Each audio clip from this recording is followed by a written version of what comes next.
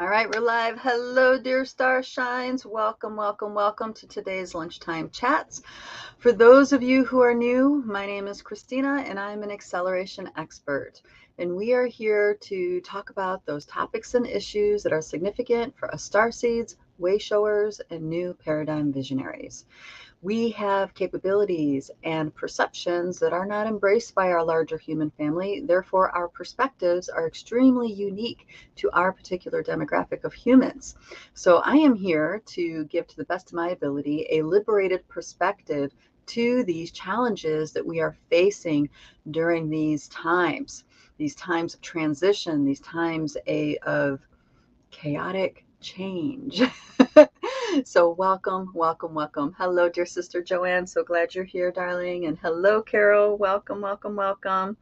I'm just going to bring up a few things here. All right, so we have some very cool things to be talking about today. Dear sister Starshine Eva posted a question about talking about faith, the role of faith in the community, and then I also want to cue you guys into an ongoing conversation that was started by a video that I did in our Rise of the Multidimensional Human group. And I'm sorry, I've been my bandwidth has been very restricted, and I haven't been able to get any of my team members on the task of downloading that video and reposting it into our other social media. So my deepest apologies that didn't happen, and that video is only in our Facebook group.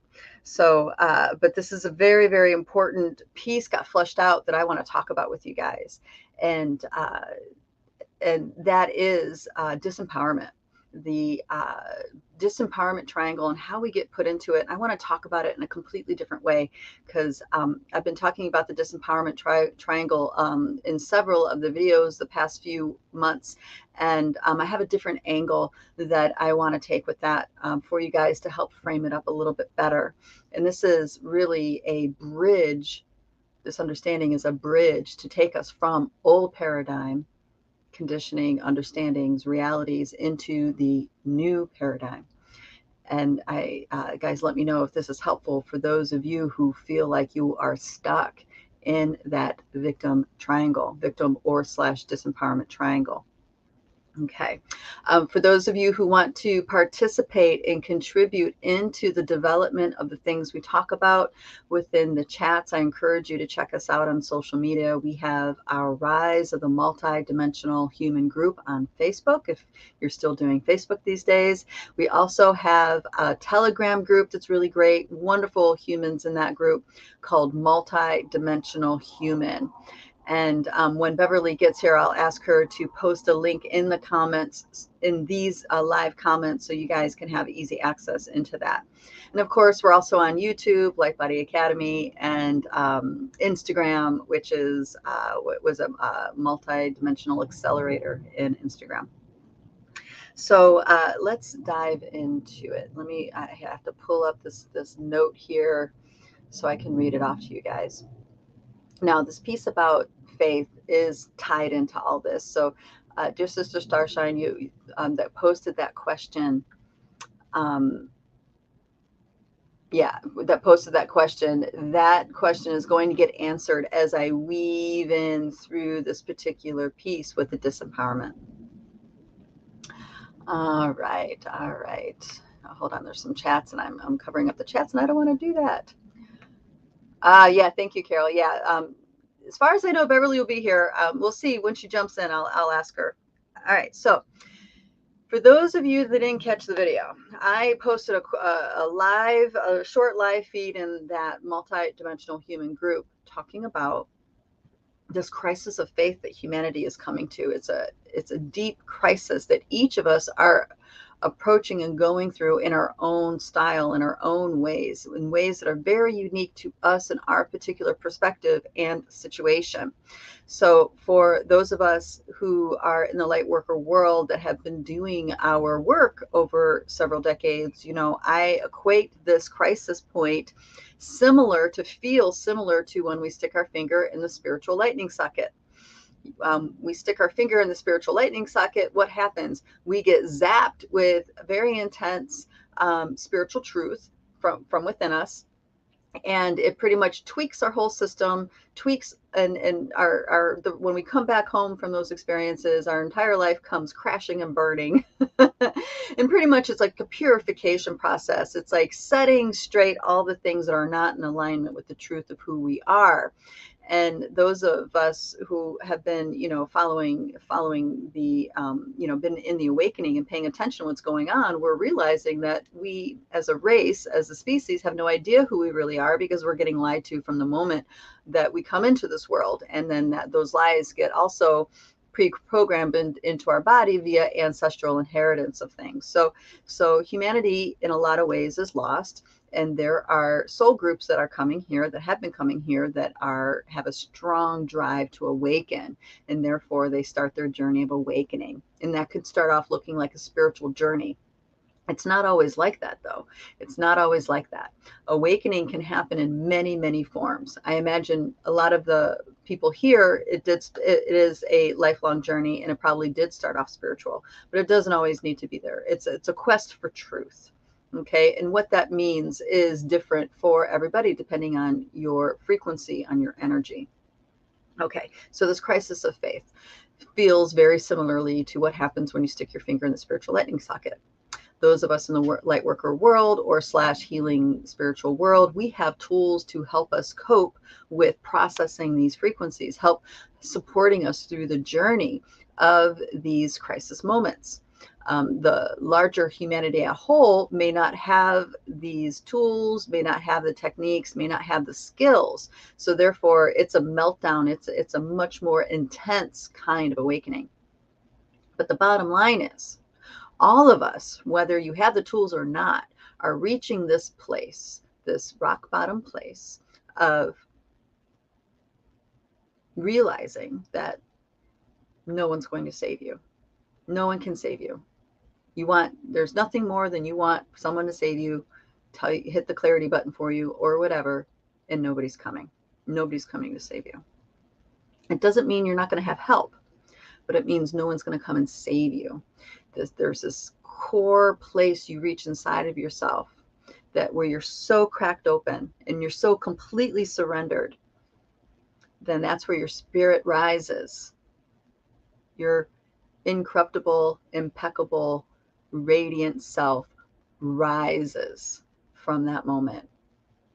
And you're able to pick yourself up by the bootstraps and take a step, and then another step, and then another step. Okay? We need to own that. We need to own that, because that is actually our superpower as a human, the power of our spirit. So the video, I put it in different ways, but I'm just summarizing here for the sake of our conversation. And there were many comments of people that were on the same page. Some weren't, some were, right? But there's one particular comment that a dear sister Starshine, and I won't call you out by name because I don't want you to feel called out. I'm actually deeply grateful that you felt open and safe enough to share this, because I feel like what you encapsulated in your comment applies to most of the spiritual / light worker world. Okay. And I know I'm using most in a but it's true. And that is, so let me read it, and you guys listening, when you chime in, I'd be interested to hear what you have to say. All right. So this is to the point of no one's going to come and save you. And we have to, in that cracking open, spirit rises, and you're able to wake up for another day and move forward and navigate your way through the crisis. Okay. So dear Starshine goes on to say, this is my opinion. God put us on one planet for a reason. We need to be helping each other more. Okay. So there was a time when a person can go to an elder and tell them what they are experiencing, and the elder would advise them. Of course, we have to make our own decisions, but in the world that has gone sideways, right? I think we all agree that it's gone sideways. As you say, we do not even have the resources that we need. Okay. So you guys can already start to sense a part of what's happening here. All right, you say, make a decision. But if we know we need to move, but we have no means of moving, no financial resources, no one to stay with until we get on our feet, and what if hitting rock bottom, which definitely happens in a loss of faith crisis, the person becomes suicidal? Maybe hitting rock bottom isn't best for everyone. I feel like there are just so many blanket statements of what we should be doing, shoulds, right? Should be doing when every person's situation is different. I think all teachings, food, and housing should be free. If just those things were free, what a very supportive world this would be, and people could thrive. Even rats don't drink water filled with cocaine when they have all their basic needs met. Sedona has been, she talked about the town Sedona in Arizona, has been said to be one of the spiritual meccas of the world, but it's illegal to be homeless here.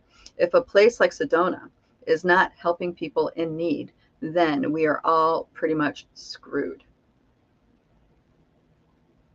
Yes. Yes. Yes. Let that all sink in. Okay. What she's saying here has, I have friends that echo this exact same sentiment. There are many people in the, I would say, woke movement and other kinds of demographics, millennial demographics and others that have this exact same sentiment. Okay. And the antidote for this. Now you can hear the powerlessness in it, right? You can hear the disempowerment statements in here, right? The shoulds, but it's not, right? The shoulds, the if this, then that, right? I think the number one piece for me is with the get-go and the statement that God put us all on one planet. I would say this is the biggest downfall within most, downfall is not the word, I'm sorry. One of the biggest disempowerment programs that plague humanity is that God is here somewhere. Okay. God is a force outside of ourselves somewhere. Okay. And I'm not saying ego driver God or this. No. I'm saying that the very fabric of your being is that very God that most people are referring to, that like this. Okay. That all that is presence is the very fabric of our being. So when things are framed up as I am put here because of this, you know what I mean? Then there's already a lack of responsibility. There's a lack of taking responsibility for the choice of being here, right? Okay, so there's that kind of thing. And like I said, I want to talk about this very differently, because you can already hear the different pieces of powerlessness in here. And it's not that it's not a real experience. It absolutely is a real experience. I have a dear friend in LA who constantly is going through getting battered over and over and over again with the circumstances, especially the financial stuff. And it's like, why don't you leave? But I can't. And there's all these conditions, right? So rock bottom means different things for different people.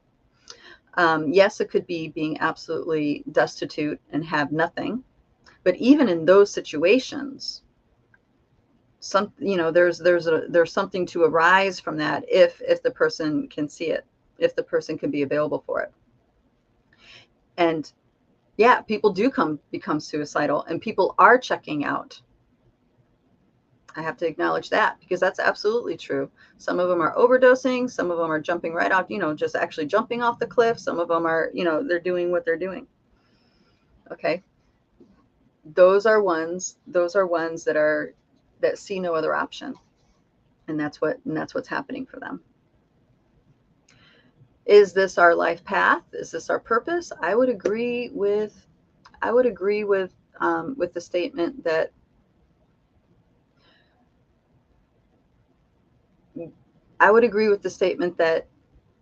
you don't really know until it's done. You don't really know until after the fact. Most of the spirits, souls that I know that have chosen the path of suicide in the afterlife regret that and realize that was not the right path. It was them checking out.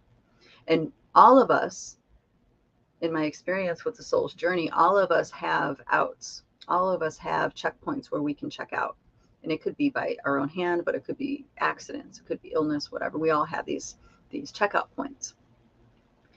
And as long as we're still in the zone of being able to fulfill the reason why our soul wants to be here, the moth to flame, we're gonna hang in for the game. We're gonna hang in there. We're gonna keep staying. But here is the antidote to this whole dynamic that she's talking about. And that is to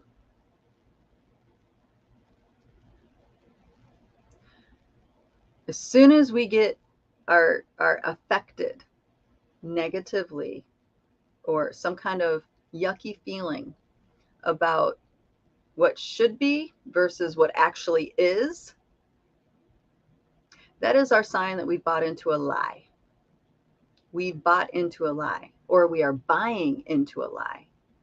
As soon as we are sideways inside of ourselves because something should be one way but is actually another way, it's because we bought into a lie. Great example is Sedona. I love Sedona in a lot of ways, but I dislike it even more ways, so I choose not to really go there because, especially in the high season, it's terrible traffic. It's all commercialized. It's Vampire City. It's Draco City. Sure, there are high-powered light workers there, but I would never, ever say the word, it's a spiritual Mecca of this planet. Why? Because it isn't. It's corrupted by financial success. Like she says, it's illegal to be homeless.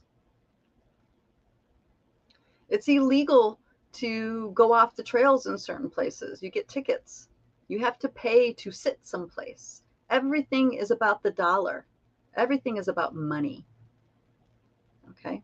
Now, these natural vortexes that were gifts in a lot of ways to the planet are now hijacked. You have to pay to access them in a lot of situations. Not all, but certain ones. The most popular ones, you have to pay to park to go there, right? So when we can really get real within ourselves and look at what is versus what should be, that is the path of our freedom and liberation. That is the path out. And chances are we're going to be the only one that sees it right now. Chances are we're going to be the only one that sees it. I'm probably one of the only voices, and I don't know if it's true or not that statement is so, but haven't heard anybody say Sedona is not the spiritual Mecca that everybody says that it should be. It is, right? I don't believe that. There's equal corruption. And therefore, how can it be a spiritual Mecca if it's as corrupted as the rest of the world? Now, things get hijacked. Definitely started off as something amazing. And then as the control systems set in, it just gets hijacked more and more and more and more, just like our Stargate consciousness, just like anything else in this world, just like the star seeds in this world. They get hijacked. They get purposely targeted and hijacked. So that rich flow of life force energy can be siphoned off by these subtle programs of disempowerment. So as soon as we tell ourselves what should be versus what is, feel what's happening in your body when you do that, when you're in those thought forms. What is going on in your body when you're in those thought forms? Okay, I want to scroll through because there's a couple of people talking about their rock bottom, because as I started off, rock bottom is different for all of us. So we have, all right, there we go. So, all right, so this is when I was reading off the message. Dear Joanne says, funny, I didn't want anyone to save me, but I was waiting for the universe to open the door. I discovered that I needed to find the open sesame within me. Oh, that's beautiful. Beautiful point, Joanne. That's right. Because even if the door does get open, if you don't have the eyes to see it or the willingness to take it, it doesn't matter. It doesn't matter. Thank you. Yes, that open sesame within me. That's beautiful. She goes on to say, can we love ourselves and each other enough to allow ourselves and each other to hit bottom? Yes, exactly. See, this is why saviourship is part of the disempowerment. because we don't believe other people can do it. Therefore, we think we could do it for them, but then they never get to that power choice inside that they need to get to, where their spirit arises and they awake for another day, right? They awaken to something where they can take a step for another day. And like I said, that's a huge piece right there. Huge piece. Everybody's rock bottom is different. Hello, dear sister Felicia. So glad you're here. Is there not a real knowing of being born for this? Yes. For some of us there are. For others, we're not. And I would say for our older, for our more seasoned star shines that have, are in their later years, 60s, 70s, 80s, this has been a long journey. This has been a long journey. And there's times when you just don't feel like doing it anymore. Or, you know what I mean? There's times of really having those deep places, having to dig deep to continue on, to soldier on, kind of thing. So I would say that it's those moments that we don't remember that we're born for this. The moments where we're in our center and we're in our power, we feel like we're born for this and we can do it. But those other moments, it's like, we're maybe not able to find that place within us. But I agree with you. I believe we are all born for this. We are all born for this time of change. We're all born for making this transition, changing this world from the inside out. Okay, from the inside out. All right, hello, dear sister Tony, good to see you. Luna Rio says, for me, rock bottom right now looks like living a nomadic lifestyle and having so many upheavals that I now crave stability. I am ready to establish physical roots and work on that chakra.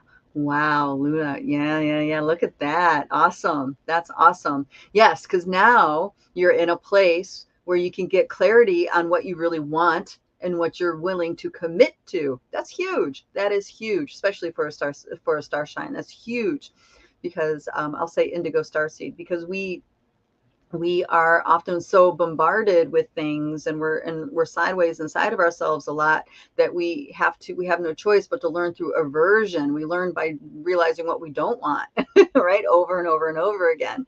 And now once you get to that place that you're talking about, you know what you want. Now you can focus your bandwidth on that and be in your hell yes, I want that vibe. And when you're in that hell yes, I want that vibe, in that vision, it's a narrow focus, and you can make it happen. I'm in a similar boat in the sense that I feel it coming, that it's time for me to start building roots on a physical level. I'm also a nomad, and I'm feeling like right now it's just cultivating groups of people, pockets of humans in different parts of the country, and that's where I'm particularly at the moment. All right, dear sister Tony says, does anyone know of a good link to find the true frequencies before they got hijacked? Yes, it's inside of you. It's inside of you. That's the true link. That's the true link. You focusing on your heartbeat, you focusing on your inner rhythms, you focusing in with the inner smile, smiling into those rhythms, tuning in to the actual frequencies of the Pachamama, the Mother Earth that is inside of you, to that smile gets so big. That's how you get there. That is how you get there. Everything externally is distorted. Everything externally is distorted.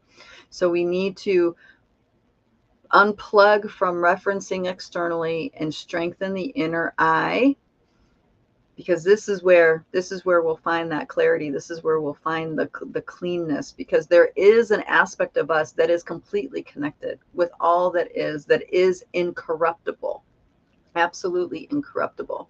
It's just that we are taught the opposite, so it takes a while to figure it out. It takes a while to figure that out. Dear sister Joanne chimes in. She says Hawaii is hijacked as well. Yes. But do know that we are coming out of that. It's just we're waking up to the hijacking. We're waking up to, we're waking up to things. We have to wake up to it, and for it to really set in as actually being a reality, and then we can navigate, right? Because as I said with the shoulds versus the is, right? When we're really triggered about the shoulds, we're not understanding, we're not allowing ourselves to be really in acceptance of what is. And with the isness, when you decide that, accept it for what it is, then you can actually make empowered choices. That's the big piece. Reveal, like, clear away what should be, how you think it should be, or even how you want it to be, and instead really settle yourself and being quiet with what actually is, because that is going to show you the path through. Okay. And that's not to say that everything's rainbow and unicorns. Life is challenging. Life is difficult. There's a lot of pain, heartache, and sorrow. There's a lot of meanness. There's a lot of corruption. I mean, life is not rainbows and unicorns. That's not the kind of life I'm talking about. I'm talking about living an empowered life, an awakened life, a liberated life, where you can be unplugged from the control systems and be in charge of your own bandwidth and how you want to live your life. Okay. Dear sister Felicia says, my heart condition introduced me to grief and loss, a kind of dying unfamiliar to me. Then every so often I'm aware of a sense of awakenings, sometimes sparks, sometimes glows. I feel like joy. Yes, that's beautiful. Yes, and yeah, what I've noticed with people, witnessing people that have experienced things with their heart, it cracks you open. It cracks you open. And for those with the ability to surrender into that, it cracks you open to a whole nother place of realness inside of you, a whole nother place of vulnerability, of authenticity, of your truth. Okay. Thank you, Tony, for that. Yes. So the antidote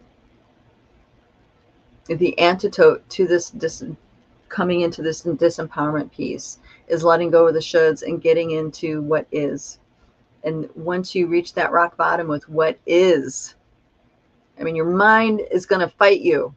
The shoulds, the coulds, the wouldas, all that. The truth. The teachings say this, but I'm this, right? Once you really settle into the isness of things and settle into your own rhythms, your own light, that's where, and your spirit arises from within. This is where you can start to navigate. This is where you can make choices that are anchored in the truth of what is, and therefore are empowered. Okay. This is huge for humanity right now. And for us starshines, the indigos and star seeds, we're quite literally trailblazing that way through. And as we do this, the hijacking we won't be as susceptible to the hijacking. Okay. And neither will the other humans in our circle won't be as susceptible to the hijacking.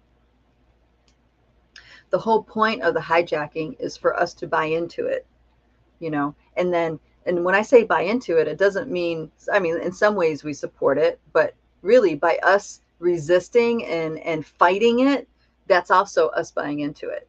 Okay. A great example are some of the narratives that come around, right? There's all these narratives. The sky's going to fall for some reason. Mainstream media, it's nuclear war, and in alternate news, it's food shortages and gas shortages and all this stuff. It's like, yeah, the sky can fall at any moment, right? Are you going to live your life in that, trapped by that?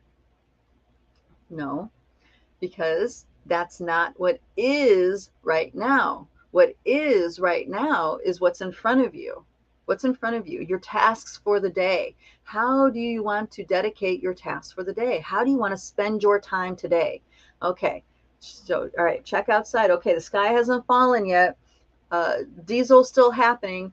All right, nuclear war bomb hasn't been dropped yet. What do I do with my day? What do I do with my effort? Do you spin? Being angry and draining your life force energy to all this stuff? Or do you continue to invest yourself in your vision? Do you continue to invest yourself in what you want right now, what you are working towards right now? Okay, because what you are working towards right now, if it's the truth for your purpose, it brings you joy, it brings you passion. Okay, it brings you to the whole purpose of living. Okay, not these other things. So if we let the doom and gloom stop us, that's us buying into it. That's us buying into it. Dear sister Felicia says, bumper sticker I've always wanted to create. The business of isness. Yes, look at that. The business of isness. All right, dear sister Joanne says, I think you might have hit enter a little too soon. She says, I'm really seeing my resistance to aspects of, and then it drops off. Yeah, so yeah, that's right. Because, you know, the now, the wisdom from the past is always talking about the now. This is true. And this is, you know, the is, when you figure out what is versus the should, you can reorientate to the reality that's happening right now. And you can make your choices that empower you in creating your vision. For example, dear sister Starshine talking about establishing physical roots. Now, if you're trapped by the programs of the sky falling, you're going to be overly consumed on where is it safe in this planet for me to have a home for when the poles shift, or when the great tsunami happens, or when nuclear war happens, or when that happens, or this happens. There's all kinds of natural disasters, right, that we're talking that's in the narrative. You know, climate change, instability, drought, you know, all these things. Now, if that all that is overwhelming, it will be difficult, I imagine, to settle into where you want to settle. And this is probably why being nomadic sounded or felt conducive. But instead, if you go within with what is, like, oh, I'm passing through this part of the country and my heart feels so settled here. I feel at home here. I feel, you know what I mean? And it's really the isness of what's in front of you is resonating. You like this. It feels good. Then don't worry about the external program. Go with your instincts, with your gut, with your heart. Go with that. Start to lay those roots.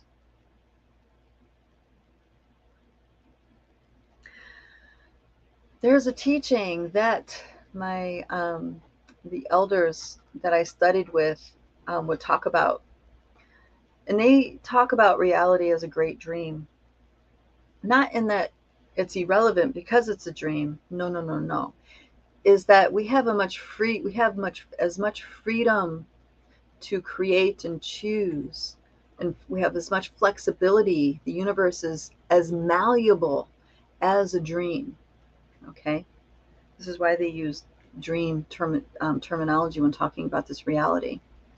So our reality, this universe, this 3D reality that we think is all, you know, matter, is as flexible and as malleable as waking up inside of your own dream. Now, if you guys aren't familiar with this idea, that there is an ability that many of us have where we can wake up inside of a dream and start navigating the dream, start actually commanding things to happen within our dream. Okay, well, believe it or not, this 3D reality is just as malleable. Okay, and the elders talk about nightmares that humanity has accepted to be the truth. And one of those nightmares humanity has accepted as the truth, therefore keeps them trapped in disempowerment, is the illusion, the nightmare. This is gonna, you guys let me know how this lands. The nightmare of safety. The nightmare of safety. Let that sink in. It's like, wait, what does that mean? What do you mean safety? We need safety. Wait a minute. Just let that sink in for a second. Let that sink in the perspective in relationship to you creating the life you want, you dreaming the world into being, you creating how you want to live.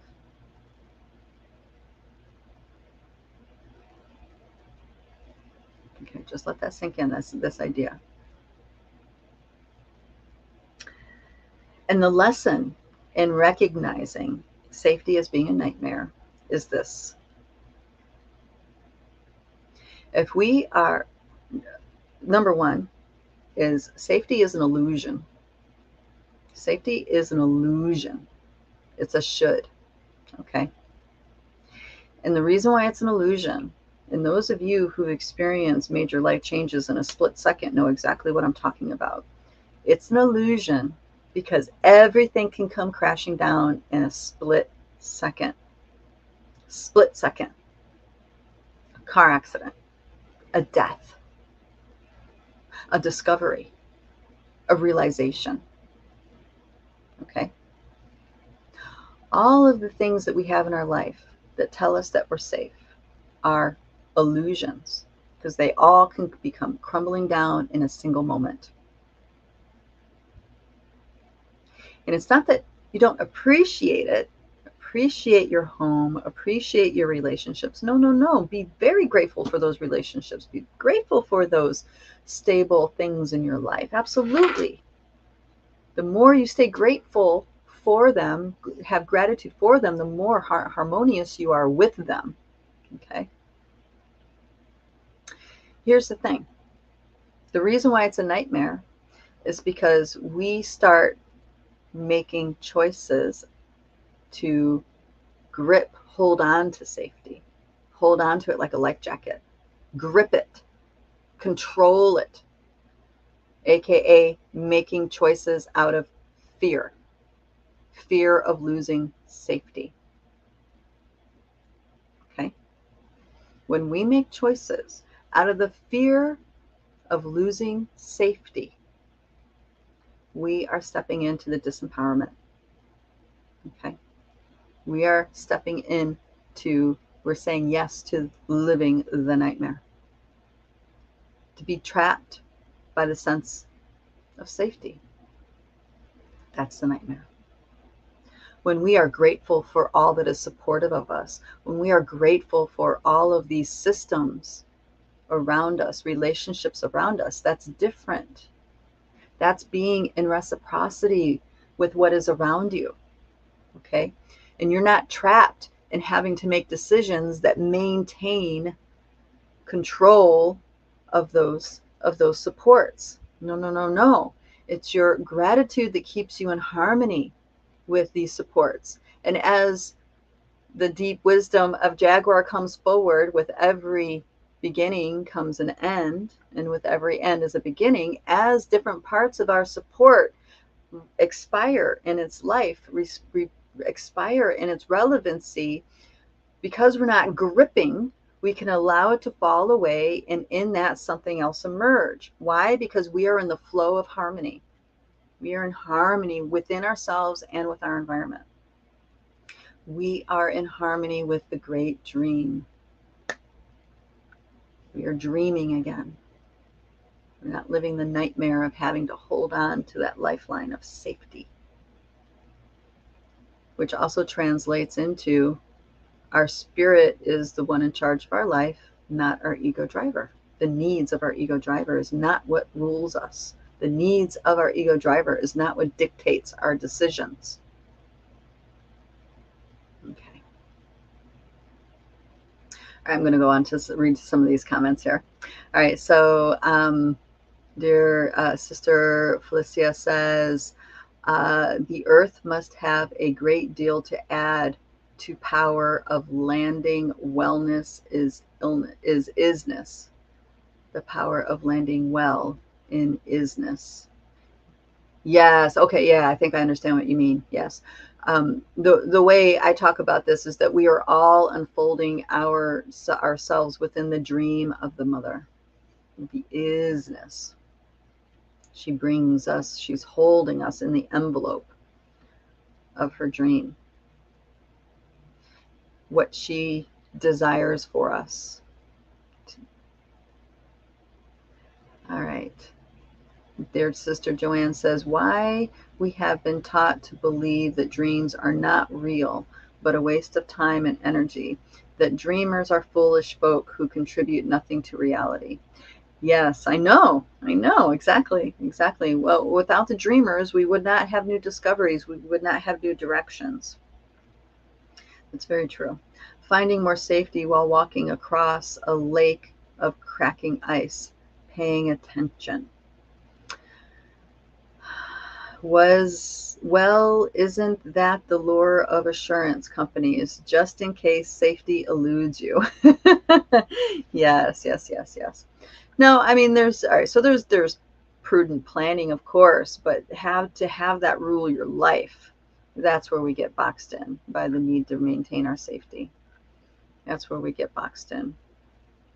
For us to have the adventure of discovering ourselves, that's constant risk. That's constant putting ourselves at risk, putting ourselves at risk of rejection, putting ourselves at risk of being misunderstood, putting ourselves at risk of offending somebody. You know, for us to live the adventure of discovering who we truly are in moment to moment to moment is to live in constant risk. It requires courageousness. It requires courageousness.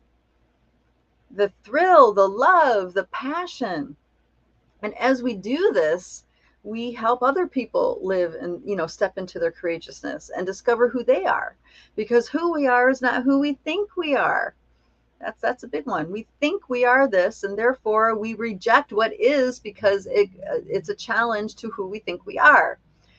Let me know if you guys had this situation happen. So you say something or you say or do something and someone misunderstands and they take it in a completely different way than how you intended it. And now they are having a lot of negative or critical things to say about you for having done that, right? Our response is, well, they don't know who I am because I'm this and that. I wouldn't do that because da da da da da da da, right? So it's kind of like we are saying we are meeting what is with the denial of their relevance of their experience. We're telling ourselves that they're wrong because I am this and I am that and blah blah blah blah blah. So now we're no longer in the experience. We're all in our mind thoughts about ourselves and how that other person is wrong. Okay. Meanwhile, nothing gets resolved between you and that other person. Okay. Versus instead you show up and they say that and you're like, wow, whoa, okay. That was not at all in my intention, but yeah, I want to hear about what you're feeling, what this is. But do know, it pains me to know that you're in this state and that I'm the cause, right? I am sad. I am in pain. I feel where you're at with that. Please tell me more so I can understand, right? Now you're letting go of who you think you are and all your definitions, and instead you're inviting to know more. Okay. Now, if that person's showing up authentically and who they are truly in that moment, you guys are going to come to an understanding, and this is going to turn into a bonding experience. It's going to turn into a bonding experience. If that person's not able to show up in authenticity and staying in the blame game, boom, boom, boom, boom, boom, then you have to make a judgment call. Where are you going to meet them in that? Where are you going to not meet them in that? Right? There's this wonderful technique, which is very, very difficult to put into practice, but there's this wonderful technique that I've been introduced to called compassionate listening. And that is where you're trying to hear what is behind the words and understand what the person actually wants behind all the words of the blame game. It takes a lot of energy and it takes a lot of skill, but if you guys are interested in that, there's this wonderful book called Nonviolent Communication. Rosenberg, I think is his name. And you can decide to invest yourself in that. But this is where you discover who you are in that moment. You discover some part of you that you didn't know before in that moment by showing up for it. And they have that same opportunity for showing up for it. Okay. The whole PC culture that we have going on, all these shoulds that we have going on are the kiss of death for empaths. This is the kiss of death for empaths, because now all of a sudden our abilities become a burden. We are Our sensitivity makes it difficult to navigate this world. Our sensitivity makes it difficult for us to show up for people because we are having to caretake everybody to make sure they're okay so we can be okay, instead of showing up in such a way where people are taking responsibility for making themselves okay. Okay. It's amazing liberation when we can have, when you have two people showing up and they're both taking responsibility for them being okay in an okay space with each other, right? Now your abilities become an amazing asset that creates insight, that creates new discovery. Okay.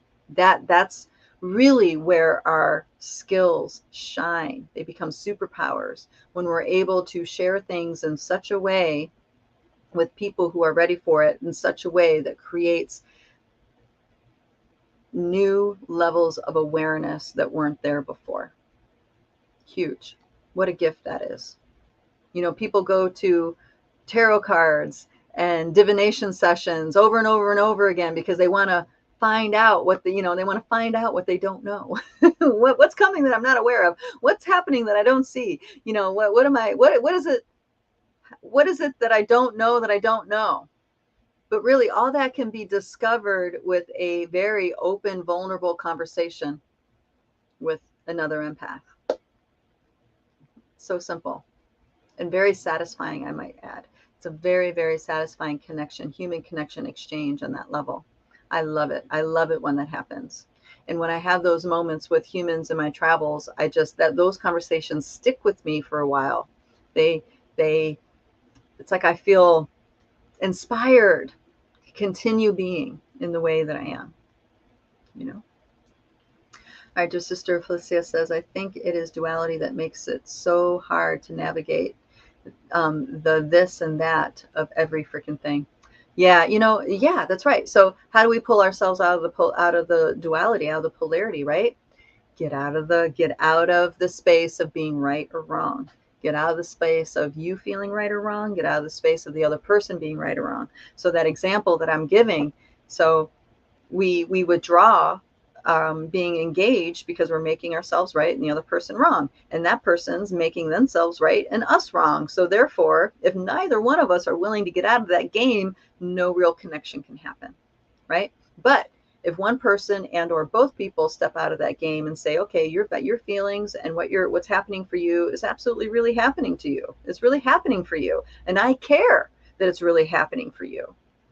See, that opens the door to something else versus of, oh, well, you're just misunderstanding because you don't know who I am. Right? So it's up to us to invent those ways out of the duality, out of the polarity. Us star seeds, us star shines, we invent those ways. And as that dear brother that wrote that book, Compassionate Listening, Nonviolent Communication, he invented that for himself. He invented this process for himself. He discovered it and then turned it into a process that he can share with others, and therefore has had a great impact. So that's for all of us to be doing. That's for all of us to be stepping into. And when we're inventing something, when we're creating something, when we're quite literally dreaming it into being, chances are we're the only ones saying it. We're the only ones doing it. So we can't use that, we can't use, the social endorsement. There's no social endorsement for these ways that we're creating for ourselves, for our community, for our family. There's no social endorsement. Chances are we're the only ones doing it until it starts to take traction and it starts making sense for people. And people are like, yeah, I like that. That works for me. And then they adapt it. Okay, and this is where the next new paradigm piece has to come in. At that point, now we need to be willing to allow that to be open source code for others. Because as soon as we try to claim it and own it, as this is my creation, this is my invention, I'm the one who discovered it, right? Everybody's got to pay me and credit me because I'm the one who discovered it. That's not in alignment with the new paradigm. We are in such dire straits here. We need to be willing to help each other. We need to be willing to completely help each other in any way that we can, empower each other any way we can. So if you have this amazing idea or this amazing way to deal with conflict that works for you as an empath, please share it. Share it so others can have it too. This is how we help pull ourselves through all together, because we're all together in this piece that we need to pull through. That's open source code is really super important. I talk about this in the chats, that everything I'm talking about here, take it. If it works for you, run with it, own it, live it, rock it. It's yours. And it's yours because you have your own stories of how it works for you. You have your own stories to share of the transformation for you. You have your own stories, your own epiphanies, your own experiences that you can draw upon on why this is something real for you. Okay? When it's not real for you, that's when it's something that hasn't been embodied and integrated yet. And then that's where the problem is. Okay? Where problems start to happen, where people feel like imposters or whatever. But when you integrate it and it's yours, when you integrate it, it's yours, because you have your own healing stories. You have your own experiences of how this empowered you. It's yours at that point. And this is where many of us in the Starseed world, a Lightworker world, are. So our very being, how we be, has a huge ripple effect through our community in this way. And it's not fair for any of us to own it, to own another person's, to take credit for another person's being or take credit for another person's healing. Like those healers that say, I healed you, right? Stop, hold on.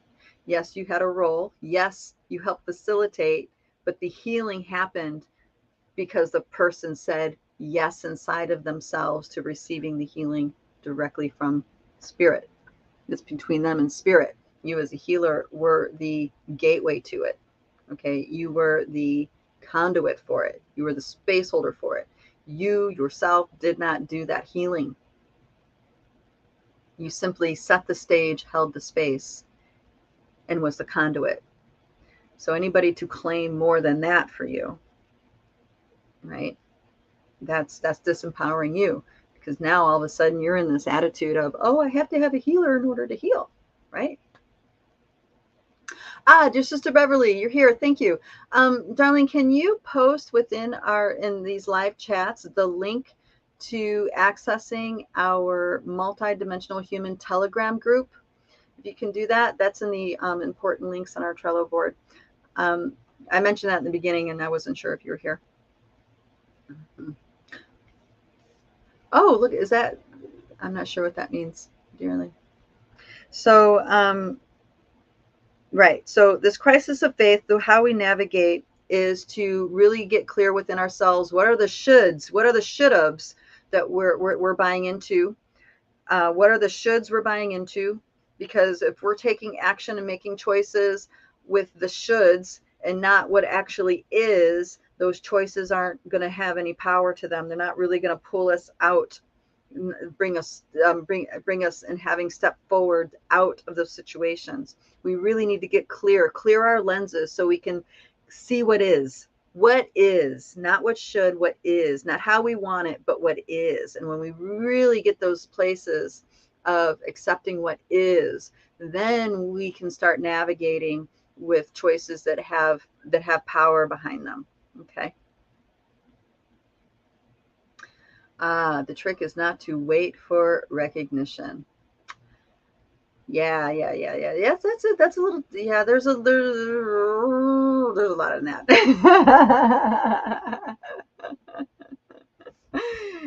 Yeah. So, I think that depends on how people's energy works. We all are these formulas, right? I would say depend on recognition. Don't depend on recognition. Just for my energy. I mean, you know what? Your energy might be like that. Like, don't wait for recognition. Just do what's right for you. And when it needs to come, it'll come. For me, it's, don't do things for recognition. Don't do things or depend on recognition. Those are the pieces for me. And that's just my relationship to within the Akashic frequency as a whole. See, because we all are these unique formulas of energies. And what's important is that we know what works for us. We know what really works for us. Okay. And then do it. And then and you have that adapted into our navigation system. Yes. Thank you, Young Trick. That's just to share for what works for you. Yeah, exactly. See, we're on the same point, on the same piece there, Felicia. Yeah, so that's the thing. Understand what works for you. What works for somebody may not work for another, and that's completely okay. What's important is that navigation, understanding how you navigate, like recognizing when you are stepping into a disempowerment situation. That's really important. You know, when you're setting yourself up to leak energy out into a situation.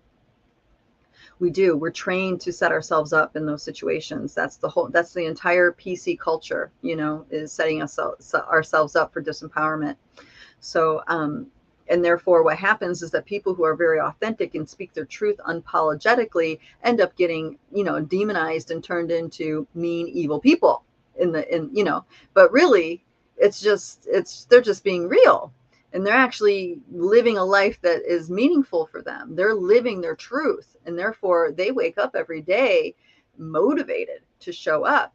They're waking up every day empowered to speak their truth, empowered to show up and perceive what really is happening versus the shoulds. Okay. And it's really scary for people who are struggling or trapped in that disempowerment triangle, because they're not following any of the shoulds that should be that they expect to be happening. Matter of fact, they're going against all the shoulds that they've been trained that the disempowered person has been trained to abide by in order to be a good person, right? And somehow that person that's not following any of the shoulds is succeeding and living a life of purpose. And then you see it's the cycle. It just keeps going and going and going until we wake up and realize that our freedom and our liberation emerges when we discover the lies that we tell ourselves, the shoulds that we've accepted as the truth, and discover what truly is. Have that crisis moment, that crisis of faith inside, and then move forward. And I have one more story to meet this, just so you guys have it. So when I was a teenager, I was exposed to, I had a desire to learn yoga. This is many, many years ago in the Midwest. So there wasn't a lot of that around. Nowadays it's everywhere. But when I just had this drive to learn yoga. And what happened was a friend of mine told me about a place that was down the street, and the woman was, you know, she just opened the studio a couple of years prior, and she was straight out of an ashram. She spent 20 years before then in an ashram with a guru and all this stuff. And in that community, there were a sect within the community called renunciates. And these were people that renounced all of their earthly possessions and renounced the regular lifestyle and went into a monastic lifestyle under the umbrella of the guidance of this guru. Okay. They were all in. They went all in, 100% into the life, into the establishment. So fast forward, the community was together for a few decades.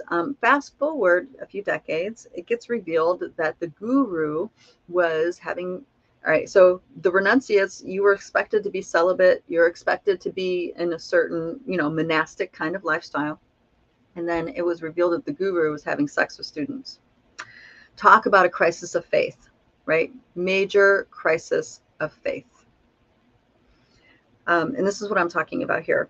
The shoulds, the should-haves, the what should be versus what is, them, you know, anchoring into that, brought them to an inner crisis of faith of, holy crap, has my life been mean nothing up until now?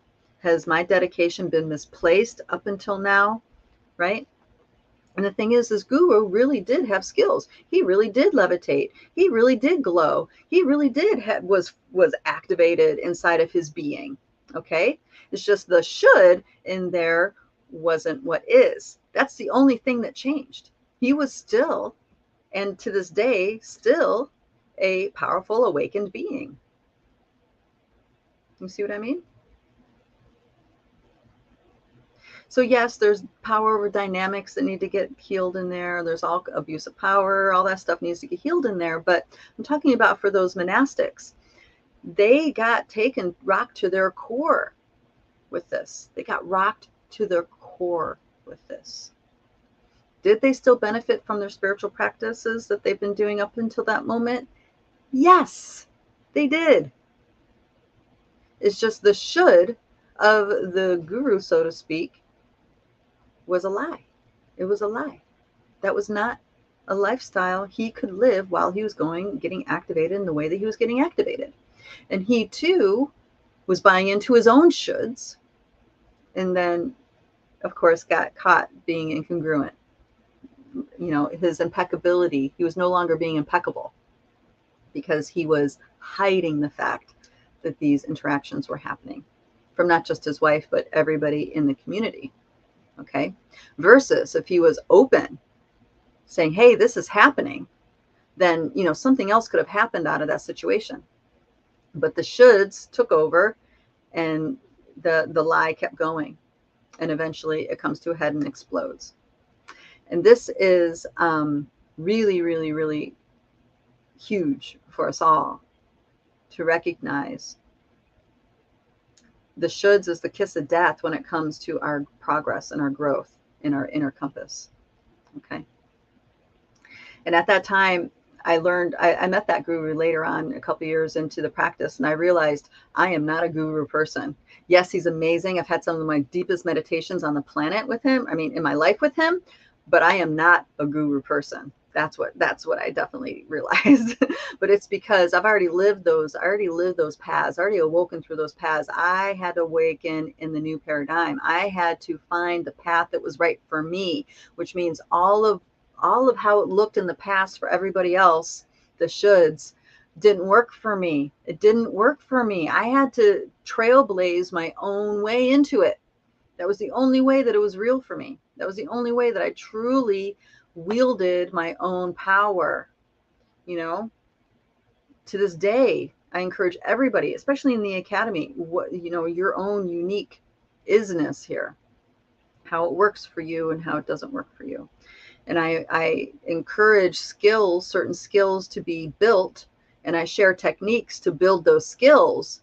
But however you arrive at those skills doesn't matter. It's just a matter of that you have them, so you can track more accurately, so you can transform and transmute frequencies at a more accelerated rate, so you can be more liberated inside of yourself, so you can have more inner freedom in your life, so you can actually dream the world into being the way you want to. It's like, and how you dream it is not up to me. It's you dream it, and I support you in the dream the best way I know how. I do my best to pull out the shoulds as much as possible and deal with the is.